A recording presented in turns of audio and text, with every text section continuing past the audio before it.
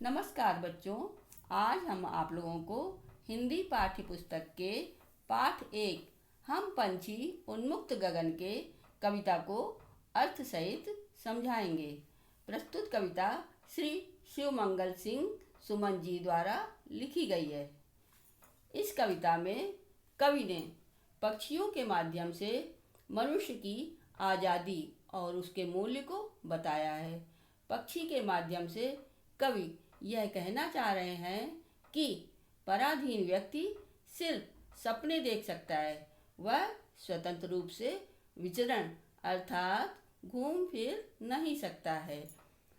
कवि कह रहे हैं कि हम पंछी उन्मुक्त गगन के पिंजर बद्ध न गा पाएंगे, कनक तीलियों से टकराकर पुलकित पंख टूट जाएंगे। इन पंक्तियों में कवि कह रहा है कि पक्षी अपनी व्यथा सुना रहे हैं। कह रहे हैं कि हम पंछी तो खुले आकाश में उड़ते हैं, हम पिंजरबद्ध अर्थात पिंजरे में बंद होकर गान नहीं कर पाएंगे। पिंजरा भले ही सोने का हो, लेकिन हमारे आकाश में उड़ने वाले प्रसन्न मुद्रा वाले, पुलकित माने प्रसन्न मुद्रा वाले पंख सोने की तीलियों से टकराकर टूट जाएंगे। हम बहता जल पीने वाले मर जाएंगे भूखे प्यासे, कहीं भली है कटुक निबौरी कनक कटोरी की मैदा से। इन पंक्तियों में कवि पक्षियों के माध्यम से कहना चाह रहे हैं कि हम तो बहता हुआ जल नदियों का, तालाबों का और झरनों का पीते हैं। यदि हम आज़ाद होकर इस प्रकार नहीं रह पाएंगे तो हम भूखे प्यासे ही मर जाएंगे। हमारे लिए तो नीम के पेड़ की कड़वी निबौरी, निबौरी मतलब नीम के पेड़ पर लगने वाला कड़वा फल ही अच्छा है, ना कि सोने की कटोरी में रखी हुई मैदे की गोलियां।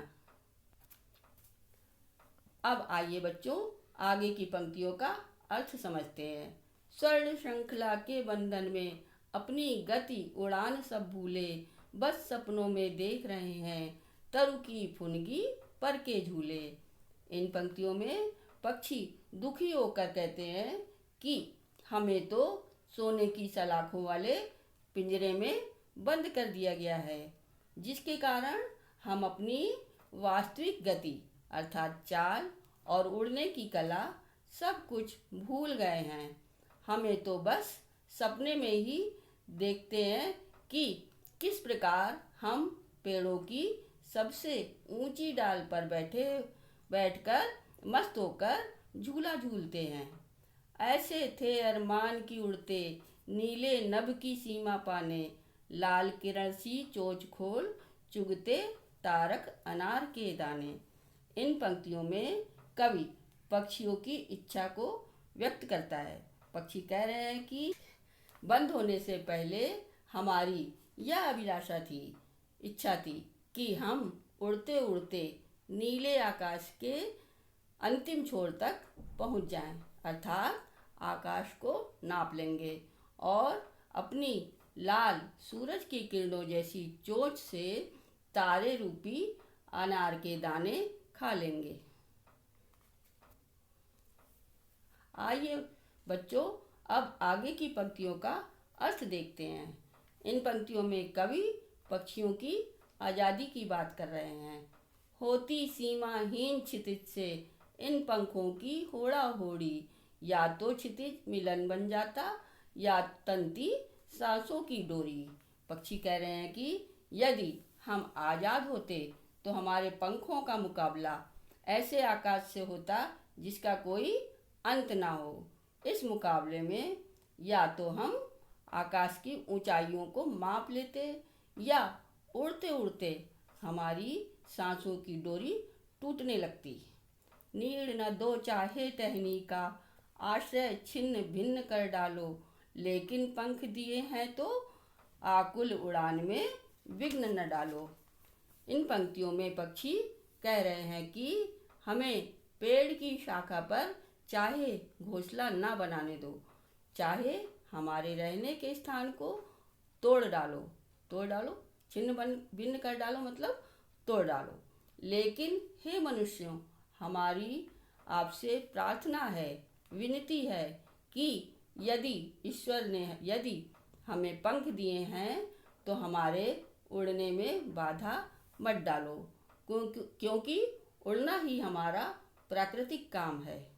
अतः प्रस्तुत कविता के माध्यम से कवि कहना चाह रहे हैं कि हमें चाहे अनेक सुख सुविधाएं प्राप्त हों, लेकिन हमें गुलामी में नहीं रहना चाहिए।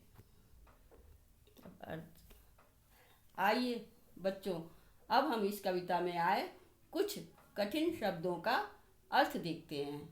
पक्षी का अर्थ है चिड़िया, उन्मुक्त का अर्थ है खुला, गगन का अर्थ है आकाश, पिंजरबद्ध का अर्थ है पिंजरे में बंद, कनक तीलियों का अर्थ है सोने की सलाखें, कटुक का अर्थ है कड़वी, गति का अर्थ है चाल, तरु का अर्थ है पेड़, उड़ान का अर्थ है उड़ने की कला, अरमान का अर्थ है इच्छा, सीमाहीन जिसका अर्थ है जिसका कोई अंत ना हो, आकुल का अर्थ है बेचैन, विघ्न का अर्थ है बाधा, नीड़ का अर्थ है घोंसला, आश्रय का अर्थ है सहारा। धन्यवाद बच्चों। घर पर रहें, सुरक्षित रहें।